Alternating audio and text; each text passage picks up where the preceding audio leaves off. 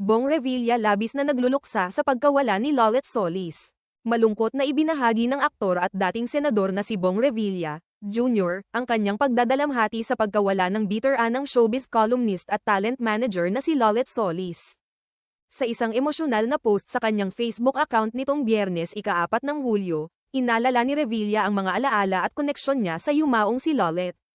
Ayon kay Revilla, labis ang sakit na kanyang nararamdaman sa pagkawala ng isa sa pinakamalapit niyang tagapayo at kaibigan sa industriya. Ibinahagi niya na hindi lamang basta manager si Lolet sa kanya, kundi isa ring ina na naging bahagi ng kanyang personal at propesyonal na buhay. Pahinga ka na, wala ng sakit, wala ng hirap.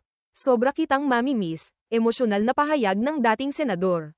Ipinahayag din niya ang taos-pusong pasasalamat kay Lolet sa lahat ng sakripisyo at pagmamahal na ibinigay nito sa kanya at sa kanyang pamilya. Tinukoy ni Revilla na si Lolet ay naging haligi sa kanyang karera, isang matatag na tagapagtanggol, at higit sa lahat, isang inang naging katuwang niya sa maraming laban sa buhay. Maraming salamat sa pagmamahal at pagkalinga. You have been a solid rock for me, a staunch defender. And most importantly a mother who took care of me and my family up to your last days with US, dagdag pa niya. Inihayag din ng aktor na ang pagpanaw ni Lolet ay parang muling pagkawala ng isang tunay na ina para sa kanya. Ayon kay Revilla, hindi matatawaran ang naging kontribusyon ni Lolet sa industriya ng showbiz, hindi lamang sa larangan ng pagsusulat, kundi lalo na sa pagbibigay ng gabay at suporta sa mga artista sa likod ng kamera.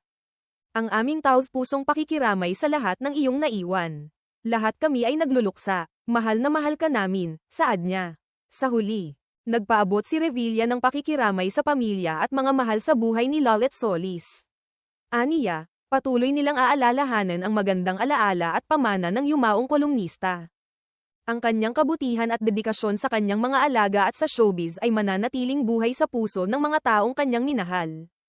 Ang pamamaalam ni Lolet Solis ay tunay na nag-iwan ng malaking puwang sa puso ng mga taong naging bahagi ng kanyang buhay. Isa siyang haligi ng showbiz journalism sa Pilipinas. At ang kanyang pagpanaw ay damang-dama hindi lamang ng kanyang pamilya, kundi ng buong industriya.